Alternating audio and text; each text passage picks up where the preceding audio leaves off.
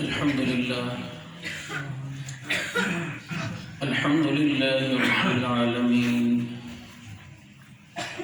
والصلاة والسلام على سيد الأنبياء والمرسلين.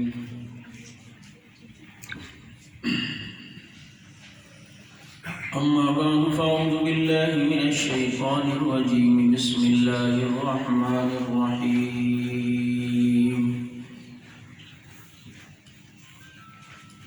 يا أيها النبي جاهد الكفار والمنافقين واغلظ عليهم.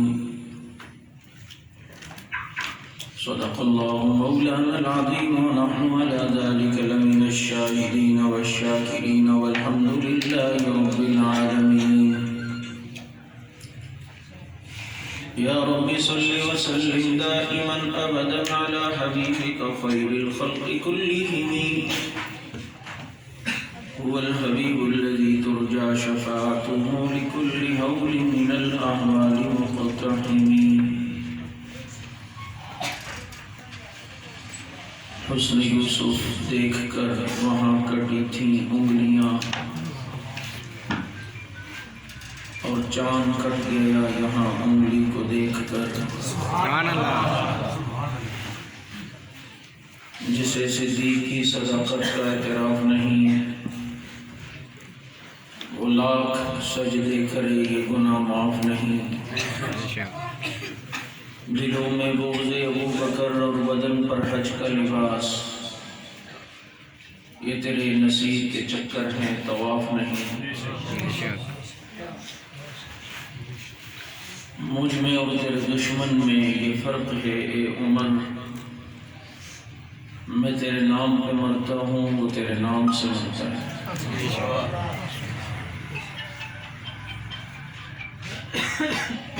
مولانا قاری اکرام صاحب کچھ کہہ رہے تھے، اس کے تناظر میں کہتا ہوں کہ یہ سچ ہے کہ خطرہ اغیار بہت ہے. یہ سچ ہے کہ خطرہ اغیار بہت ہے، پر کیا کریں صحابہ سے پیار بہت ہے. اس لیے کہ صحابہ کے کھاتے لگ گیا جس کا خون، لا خوف علیہم ولا هم یحزنون. درود پاک. واجب الاحترام معزز علماء کرام، گرامی قدر سامعین، عزیز ساتھیو، محترم دوستو اور معزز بزرگو، اللہ رب العزت نے ہر دور میں اس دین کی حفاظت کے لیے اس دور کے لحاظ سے افراد دنیا میں پیدا کیے کہ جنہوں نے خاتم النبیین کے خاتم الدین کی حفاظت کا بیڑا اٹھایا.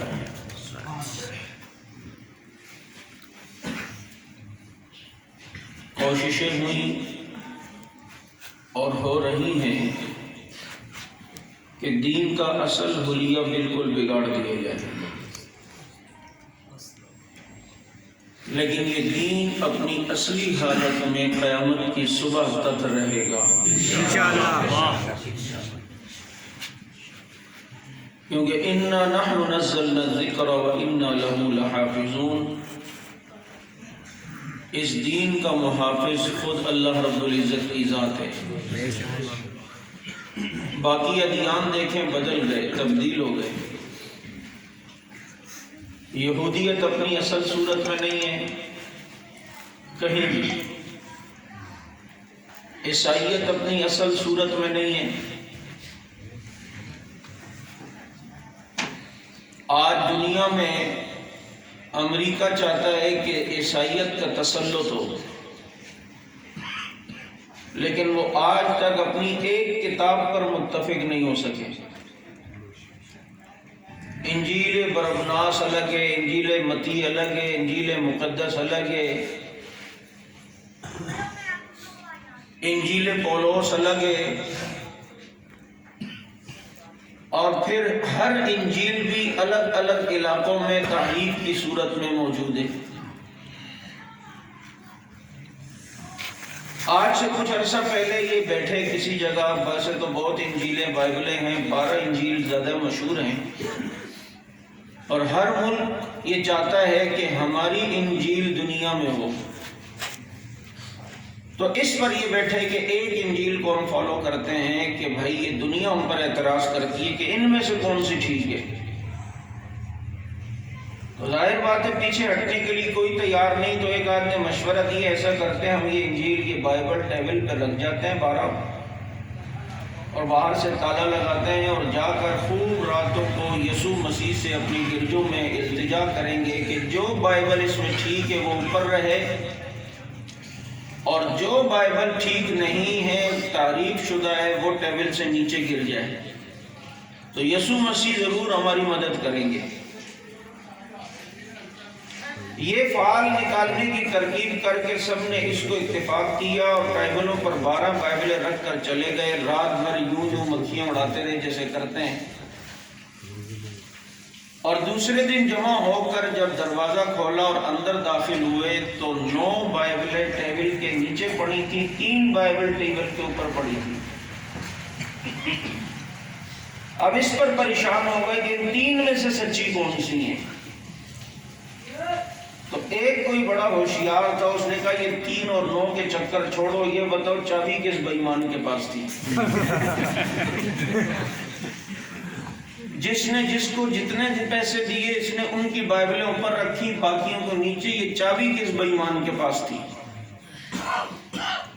ہمیں قرآن کریم کی حقانیت بتانے کے لیے اس طرح نہیں کرنا پڑتا، مشرق سے مغرب، شمال سے جنوب، دنیا کے جس خطے سے کسی حافظ اور قاری کو لاؤ اور اسے کو قرآن پڑھ، وہ الحمد سے والناس تک ایک ہی قرآن پڑھے گا، اور یہ وہ قرآن جو لوح محفوظ میں تھا، لوح محفوظ سے جبریل نبی کے دل پر لائے، نبی نے وہ قرآن صحابہ کرام کو پڑھایا، اور صدیق اکبر رضی اللہ تعالیٰ عنہ کے دور میں وہ کتابی شکل میں جمع ہوا، اور آج وہی قرآن گجرانوالہ کا مسلمان بھی پڑھ رہا ہے۔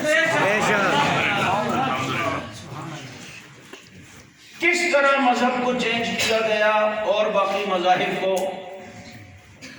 پولس عیسائیت کا بہت بڑا دشمن گزرا ہے، اس وقت عیسائیت کے اندر سب سے بڑا عقیدہ پولس کا ہے، اور یہ اتنا بڑا عیسائی دشمن تھا کہ یہ اپنی عیسائی دشمنی میں بہت مشہور تھا، اور کئی جنگیں لڑی، عیسیٰ علیہ السلام کے خلاف سازشیں بھی کی۔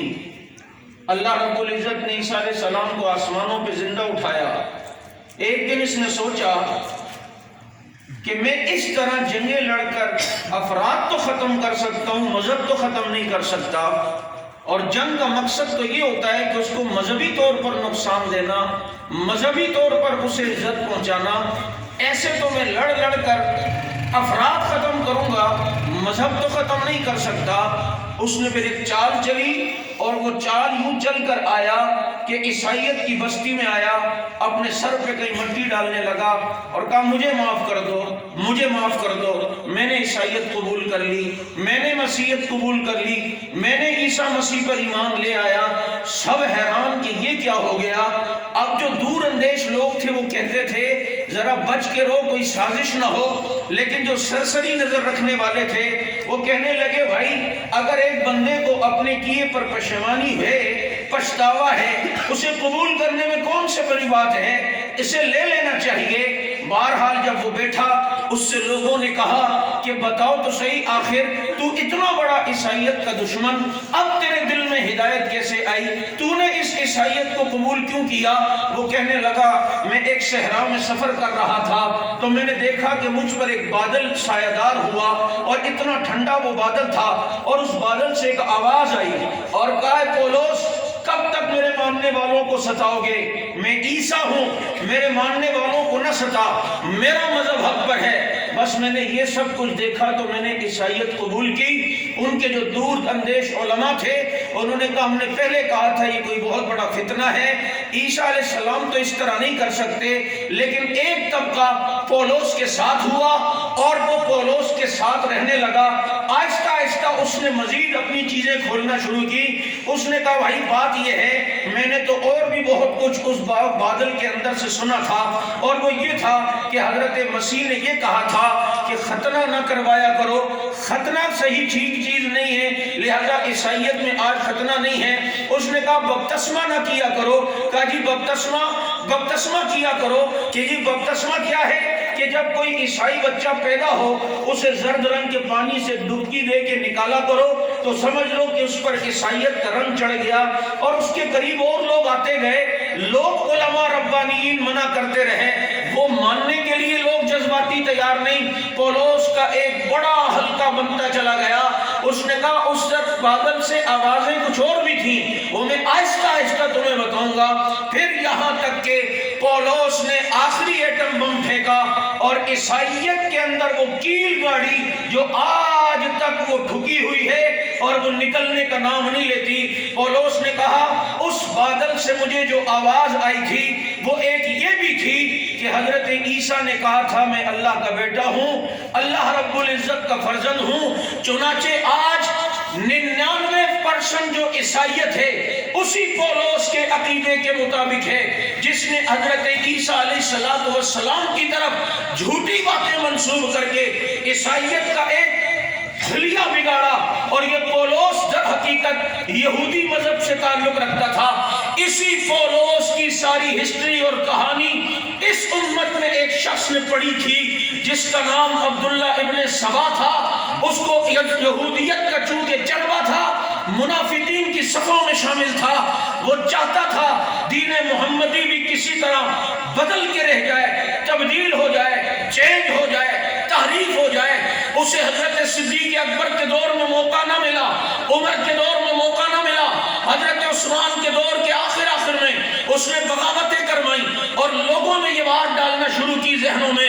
تمہیں پتا ہے اللہ کے نبی نے حضرت علی کے متعلق وصیت کی تھی یہ میرا وصی ہے, اور چونکہ حضرت علی کی کرامات بہت زیادہ ہیں تو وہ لوگوں کے ذہن میں وسوسہ ڈالتا.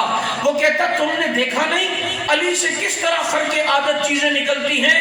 بھائی سمجھو ذرا, یہ انسان نہیں ہے, انسانیت کے لبادے میں یہ در حقیقت کوئی اور مخلوق ہے. پھر اس نے کہا ہمدردی لینے کے لیے کہ حق تو حضرت علی کا تھا, خلافت کا علی کے حق تھا, وہ نبی کے وصی بھی ہیں, نبی کے چچا زاد بھائی بھی ہیں, نبی کے رشتہ دار بھی ہیں. عبداللہ ابن سبا حضرت علی کی آڑ لے کر یہ عقائد لوگوں میں ڈالتا رہا. حضرت علی نے اسے جلا وطن بھی کیا اسی حرکت کی وجہ سے. پھر آخر میں آ کر اس نے کہا تمہیں پتا ہے قرآن کریم کی جو یہ آیت تھی فَعَلَمْ أَنَّهُ لَا إِلَهَ إِلَّا هُوَ, یہ آیت اصل میں یوں تھی فَعَلَمْ أَنَّ عَلِيًّا لَا إِلَهَ إِلَّا هُوَ. تمہیں پتا نہیں علی خدا ہے, علی الہ ہے, علی معبود ہے, علی مشکل کشا ہے, علی حاجت روا ہے. اس میں ذرا پولس سے لوگ تھوڑا الگ دو طبقوں میں ہوئے. ایک نے کہا نہ, علی خلیفہ اول تو ہے, وسیع تو ہے, حق تو اس کا ہے, لیکن خدا نہیں ہے. جس نے کہا کہ خدا نہیں اس نے اپنے کو اثنا عشری کہہ دیا. جس نے کہا کہ خدا بھی ہے, علی معبود بھی ہے, اس نے اپنا نام نصیری رکھ دیا. یہ سلسلہ حضرت علی کا نام لے کر چلا اور اس نے یہ سوچا جیسے پولس اپنے مقصد میں کامیاب ہوا اور ساری دنیا کے اندر عیسائیت اب اصلی صورت میں نہیں ہے, میں علی کی آڑ میں اس طرح ساری دنیا کے اندر اسلام کی حقیقت, اسلام کی حقانیت اس کو مٹا کے رکھوں گا. لیکن اسے پتہ نہیں تھا اسلام حق ہے, قیامت تک اس کی حفاظت کا ذمہ اللہ رب العزت نے لینا ہے.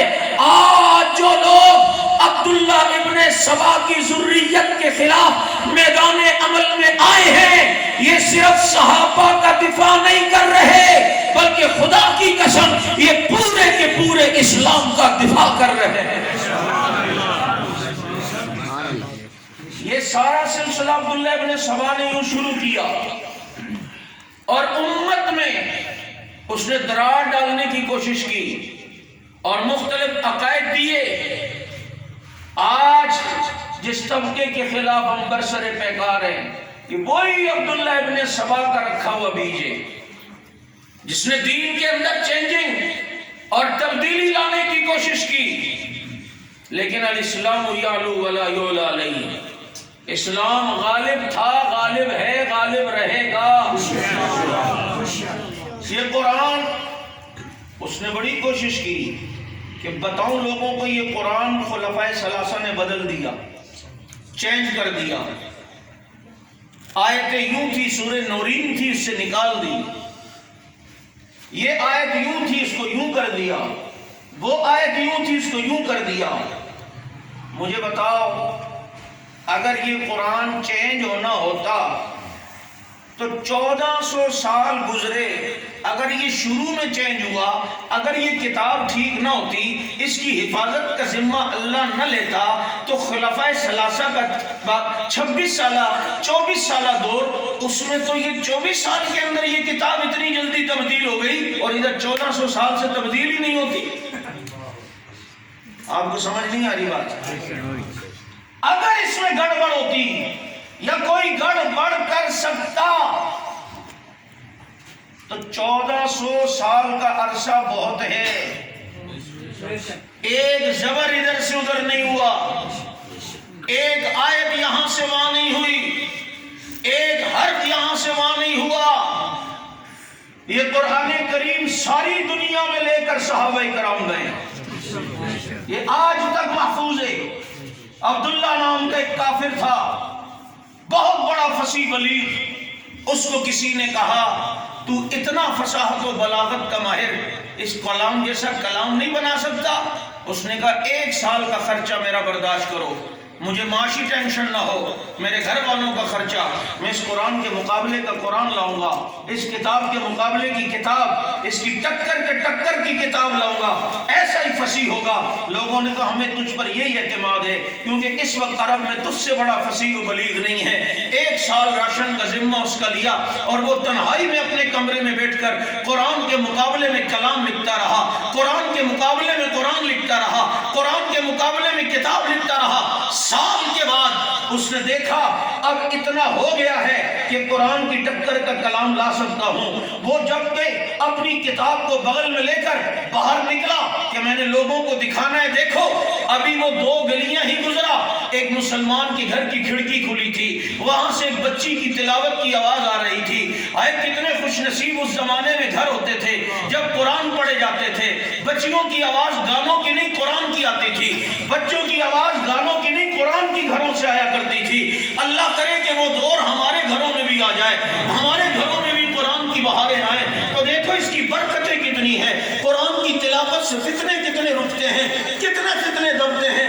عبداللہ اپنے بغل میں کتاب لے کر باہر نکلا، ایک کھڑکی سے قرآن پڑھنے کی آواز آئی، اور بچی قرآن کریم کی اتفاق سے اس آیت پر پہنچی ہے، اور اس آیت پر یا ارض ابلعی ماءکی ویا سماء اقلعی وغیض الماء وقضی الامر۔ اور اب جب اس آیت کو عبداللہ نے سنا، فصیح تھا، رازوں کو جانتا تھا، بلاغت کے متعلق جانتا تھا، اس ایک آیت میں بلاغت کی 12-14 قسمیں ہیں۔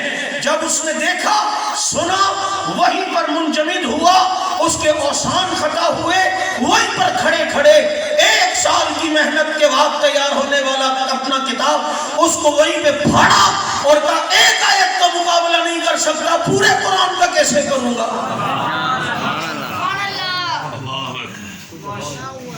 آج تک محفوظ، اور اس کی حفاظت کے لیے اللہ نے ان حفاظ کو پیدا کیا ہے۔ کیا یا نہیں کیا؟ یہ چھوٹے چھوٹے بچے، یہ بہت بڑی حقانیت ہے۔ تراویح میں قرآن سنا رہے ہوتے ہیں، استاد سنا رہا ہے، پیچھے 12 سال کا بچہ سن رہا ہے۔ اب آپ کو پتہ ہے مدارس والے طلبہ اپنے اساتذہ کی کتنی قدر کرتے ہیں، ادب سے بیٹھتے ہیں، ان کی چپلیں سیدھی کرتے ہیں، دھوپ میں استاد بیٹھا ہو تو رومال سے سایہ کرتے ہیں، استاد زندہ ہو تو دامت برکاتہم العالیہ کہتے ہیں، مر جائے تو رحمت اللہ علیہ کہتے ہیں۔ اور تنقید مدارس کے اوپر تہذیب نہیں سکھائی جاتی۔ مدرسوں میں کبھی لسانی پھٹے ہوئے، اسکول کالجز میں جو حال ہے وہ آپ جانتے ہیں، ہم بھی جانتے ہیں، میں بھی کالج پڑھا ہوں، میں بھی یونیورسٹی میں پڑھا ہوں، میرے والد صاحب سائنس ٹیچر ہیں۔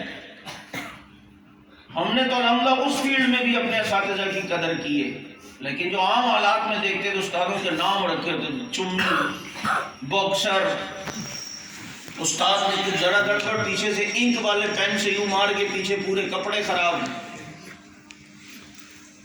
استاد کی مدرسے میں اتنی قدر بچہ کرتا ہے، لیکن یہی استاد جب تراویح میں قرآن سنا رہا ہو، پیچھے بچہ قرآن سن رہا ہو، استاد ذرا سا غلط پڑھتے ہوئے آگے بڑھے، یہ بچہ زبان حال سے کہہ رہا ہوتا ہے استاد جی آپ کی عزت و مرتبہ و مقام و ادب اپنی جگہ، لیکن قرآن تبدیل ہوتا میں تمہیں بھی نہیں دیکھ سکتا۔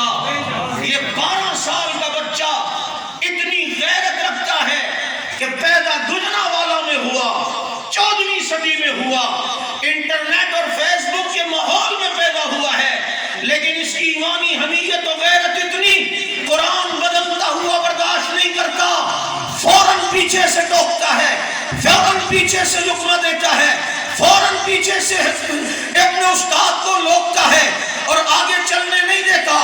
اس بچے نے جہاں ہمیں قرآن کی حقانیت بتائی، وہی اس بچے نے ہمیں صحابہ کرام کی ایمانی غیرت بتائی ہے۔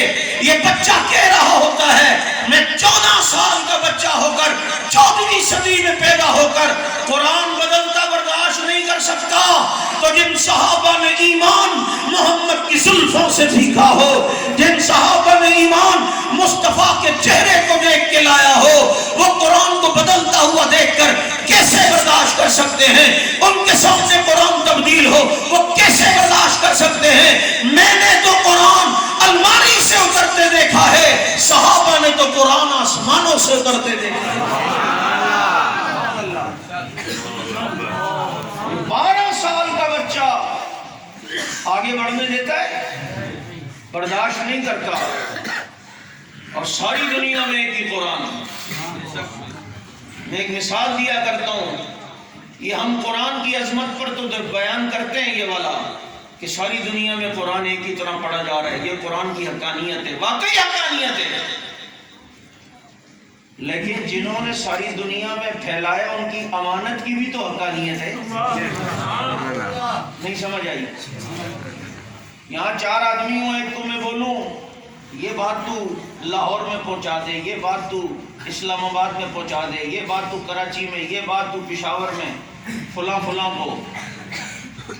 اب کچھ مہینے بعد جن کے پاس میں نے بھیجا وہ چاروں مجھے ملے اور وہ کہیں، میں ان سے پوچھوں یار وہ میرے افراد آدمی آئے تھے؟ ہاں جی۔ انہوں نے میرا کوئی پیغام دیا تھا؟ کہیں ہاں۔ کیا تھا؟ وہ چاروں من و عن ایک ہی الفاظ کے ساتھ مجھے سنائے تو میں کہوں گا میرا پیغام لے جانے والے ایماندار تھے، مضبوط بھی تھے، عادل بھی تھے، امانتدار بھی تھے، جو بات کہی بالکل من و عن واقعی میں نے یہی کہا تھا۔ لیکن کچھ مہینے بعد ملے اور جو پشاور سے آئے وہ کہ اس نے تو یہ کہا تھا، کراچی والا کہ اس نے یہ کہا تھا۔ تو دلیل ہے کہ جو میرا پیغام لے کے جانے والے انہوں نے ڈنڈیاں ماری ہیں، انہوں نے گڑبڑ کی ہے، یہ مضبوط نہیں تھے، عادل نہیں تھے۔ پوری دنیا میں قرآن لے کر کون گئے؟ کون؟ صحابہ۔ آج میں کسی کو پشاور بھیجوں نا یہ پیغام لے کے جا، وہ گڑبڑ کر بھی نہیں سکتا، اسے پتا بابا یہاں سے فون بھی ملا سکتا ہے، پکڑا جاؤں گا۔ گڑبڑ جس نے کرنی ہوتی تو اس دور میں بڑا اچھا موقع تھا، فون نہیں تھا، ٹیلی فون نہیں تھا، فیکس سسٹم نہیں تھا، جلدی ملاقات کے لیے سواریوں کے ذرائع نہیں تھے۔ جو مشرق میں جاتا تو تھوڑا تبدیل کرتا، جو مغرب میں جاتا تو تھوڑا تبدیل کرتا، لیکن ساری دنیا میں نبی سے مدینہ منورہ سے نکل کر یہ صحابہ ساری دنیا میں قرآن لے کے جا رہے ہیں، اور آج ساری دنیا میں قرآن ایک ہی متن، ایک ہی الفاظ، ایک ہی اعراب کے ساتھ پڑھا جا رہا ہے۔ یہ قرآن کی بھی حقانیت کی دلیل ہے اور صحابہ کی بھی امانت دار ہونے کی دلیل ہے، ان کے ایماندار ہونے کی ہے یا نہیں ہے؟ اور یہ وہ لوگ ہیں جنہوں نے براہ راست رسول اللہ صلی اللہ علیہ وسلم کی زیارت کی ہے۔ کون؟ بولو۔ کون تھے پتہ ہے؟ آج ہم روزہ مبارک پہ جاتے ہیں، سلام پیش کرتے ہیں، دل میں خیال آتا پتہ نہیں یار جواب بھی دیا ہوگا یا نہیں، ہمارے اعمال ہم جانتے ہیں، لیکن نبی جن کو خود سلام کریں انہیں صحابہ کہا جاتا ہے۔ سبحان اللہ۔ نبی سلام تحیات میں بیٹھے ہوئے نماز میں جب کہیں السلام علیکم ورحمۃ اللہ، ادھر والے صحابہ کو نبی کا سلام، السلام علیکم ورحمۃ اللہ، ادھر والے صحابہ کو نبی کا سلام۔ جن کو براہ راست خود نبی سلام کرے، پیغمبر خود انہیں سلام کا جواب دیں اگر وہ کرے، یہ وہ خوش نصیب طبقہ کہ آج ہم جب دعا کرتے ہیں اس میں امام صاحب جمع کا صیغہ استعمال کرتا ہے، اللہم انا علی ذکرک و شکرک و حسن عبادتک، اللہم انا نعوذ بک من شرور انفسنا ربنا ظلمنا انفسنا، اس میں سارے شامل ہو جاتے ہیں۔ اللہم انا کے ساتھ اگر ہو، اللہم انی کے ساتھ ہو تو صرف میں شامل، اللہم انا کے ساتھ ہو جمع کا صیغہ اس میں سارے شامل۔ آج تیرا امام دعا کرے اور اس میں جمع کا صیغہ استعمال کرے، امام کی دعا میں تو شامل ہوتا ہے، نبی کی دعا میں صحابہ شامل ہوتے تھے۔ نبی کی دعا میں بات چلی تو بتا دوں،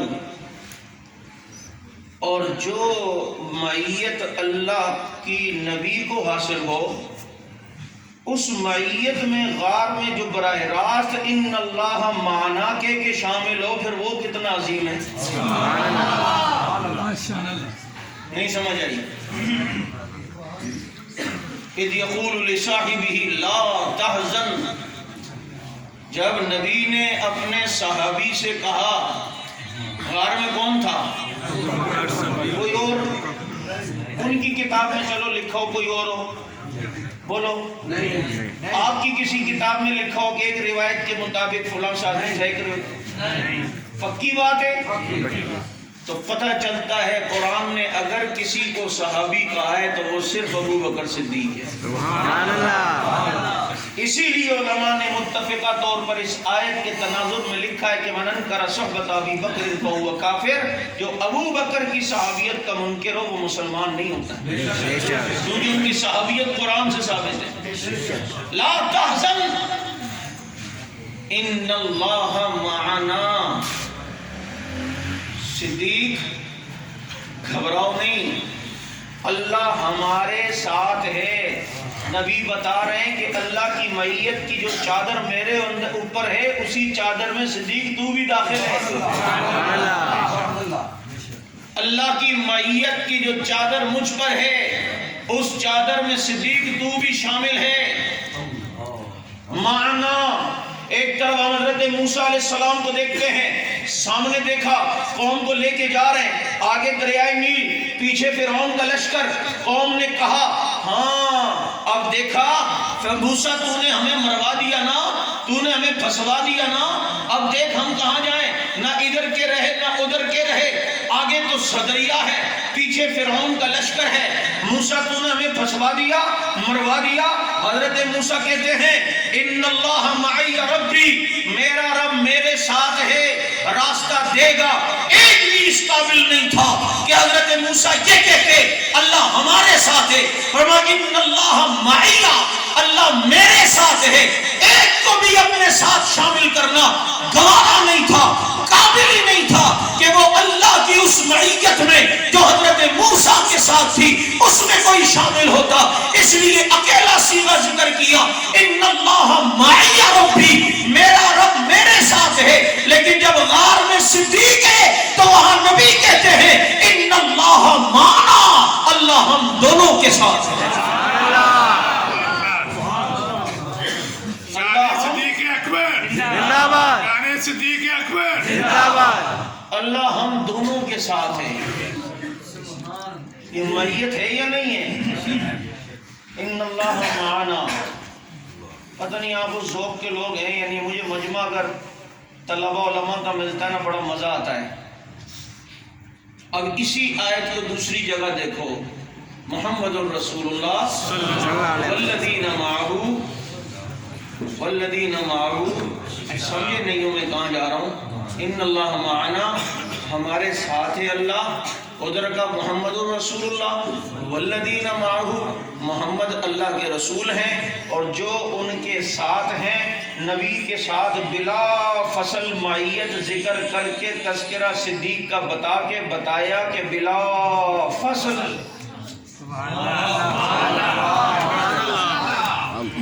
بلا فصل، کوئی 4 الف کھینچتا ہے تو 8 الف کھینچا کر،